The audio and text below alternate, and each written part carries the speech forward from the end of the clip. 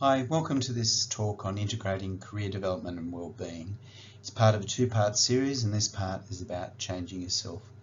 My name is Matthew Links. I'm a visiting medical oncologist at Alice Springs and Icon Southport, Professor of Medicine at Bond University.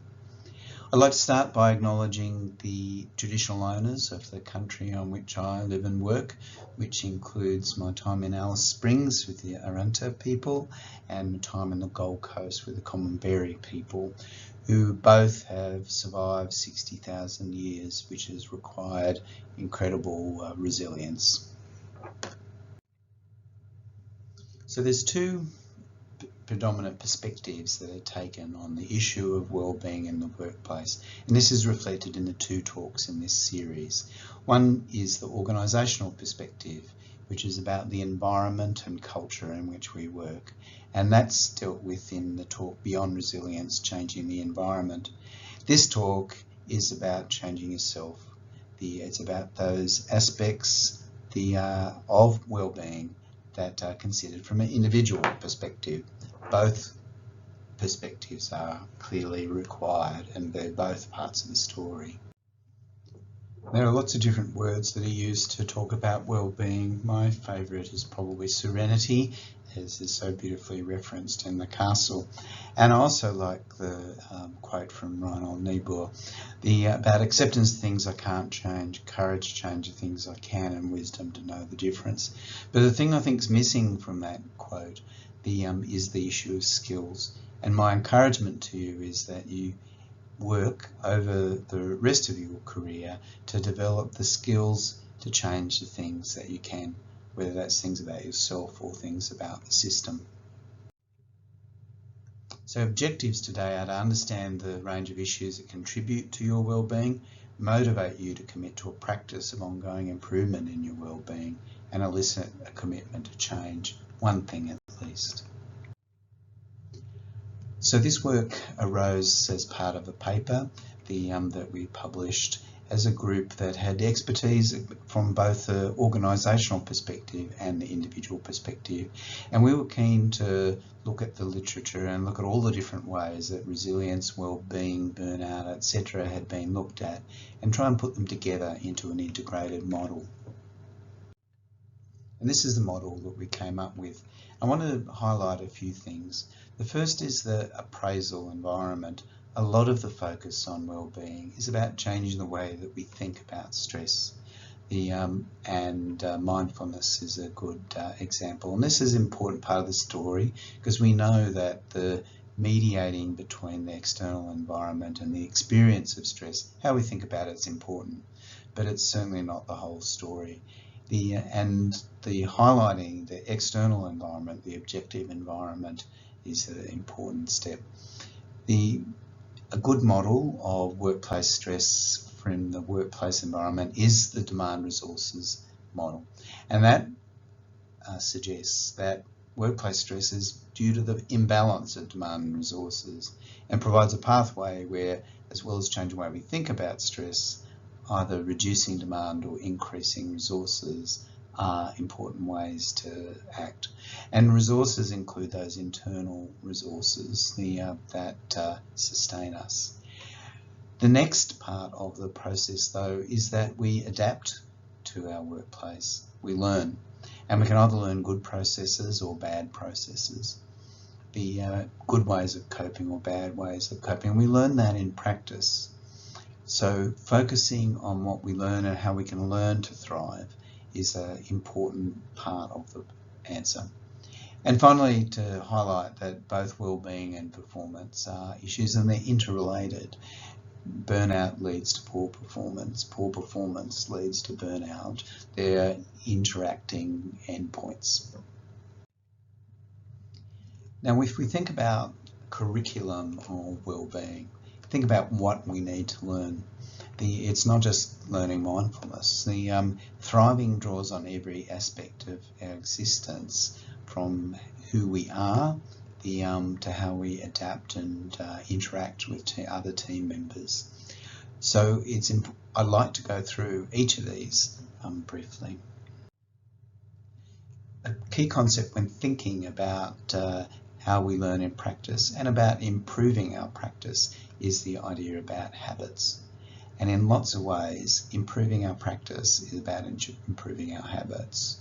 Improving our practice of self-care, you might be not just resolving to exercise, but actually doing it.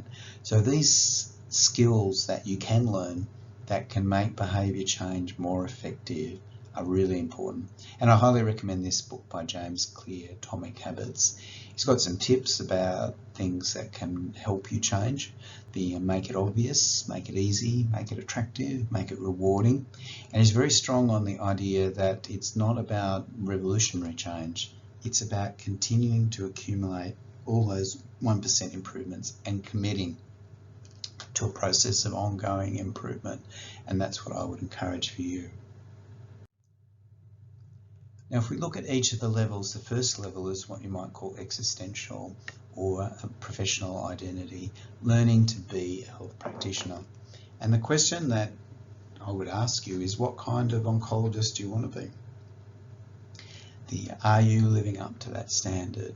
What attracted you to being an oncologist in the first place? And really, this is a subset of a bigger question. What kind of person do you want to be? Both at work and at home, etc. And how are you living up to that? We can learn to be better as a doctor, better as a person, and that's part of the self-care project. The second level at which we can learn is in our beliefs. And there's no doubt that our assumptions and beliefs about ourselves, about the health system, about how we learn, about how things work can be helpful or unhelpful. So let's explore that a little bit further. I again recommend this book, Mindset by Carol Dweck, and she's really pioneered the idea about the way that groups of beliefs go together and really drive change and learning. And the one that she's highlighted the most is the growth mindset. You can believe that good doctors are made or born. If you believe they're born, then nothing that you do is going to make a change. It's going to help. And you'll struggle.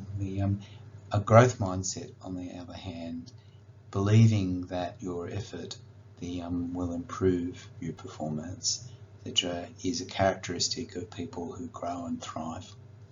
There are lots of other beliefs that are similarly important, beliefs about how we learn. Do we learn in practice? Do we learn from books? Beliefs about teams, how important they are, organisations, and compassion. A central belief that drives the whole cycle of learning is self-efficacy, and that means believing that you can. Nurturing our self-efficacy is central for motivation.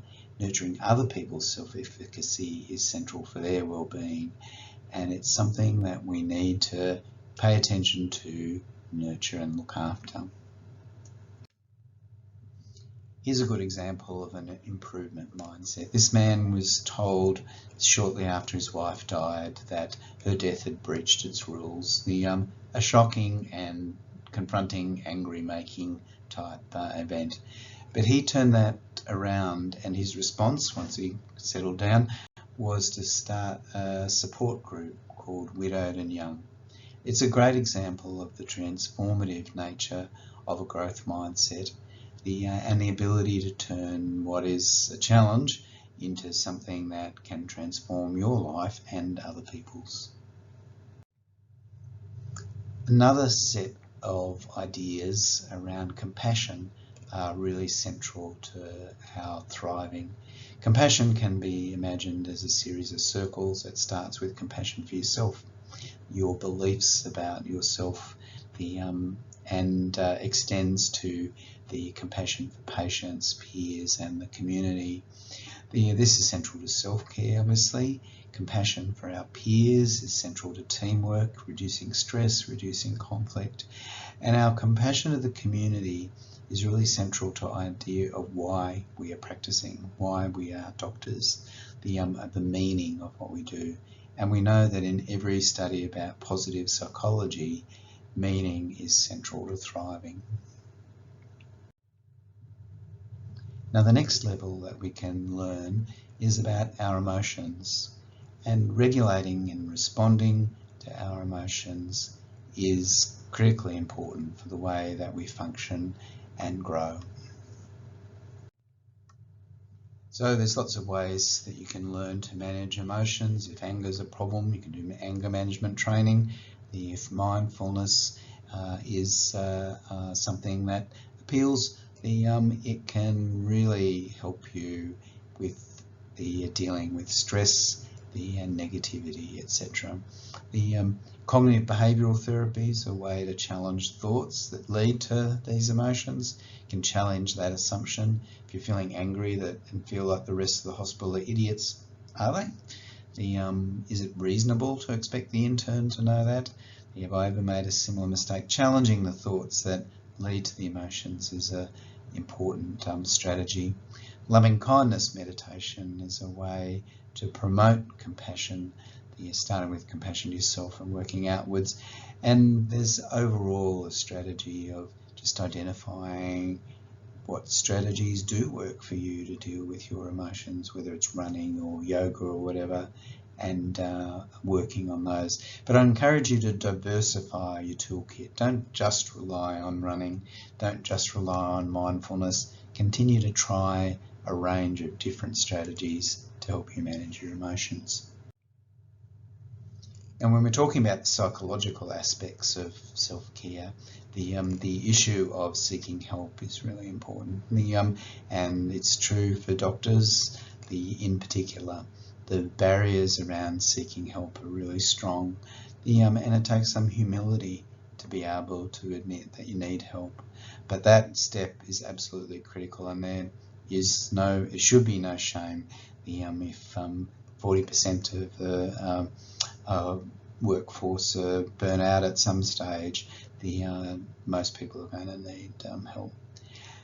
The other concept that I would wanted to highlight was that of impermanence. And when things are really difficult, the thing I find most helpful is this idea that this too will pass. And there's a picture there of Angkor Wat, really reminding us about time and about the impermanence of our world. Now the next step that highlight would be what we do in practice. And there's a rich literature around improving your skills in order to reduce stress.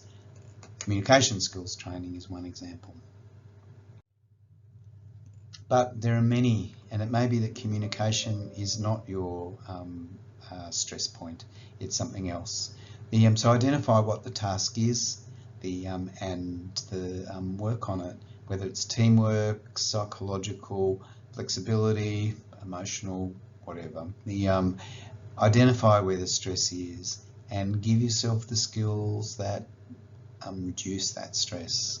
If it's clinic that causes you stress, work hard on managing clinic better. A process of continually doing that is probably a major thing that you can do to help reduce your workplace stress. Now you can study lots of things, you can learn lots of things, but there are some things that really pay off more than others.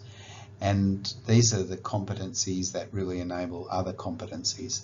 And they're called meta competencies, but I like to call them superpowers. And time management is the archetypal example for me, because the time you invest in improving your time management skills frees you up. It gives you time to work on those other aspects that need improvement. It pays for itself.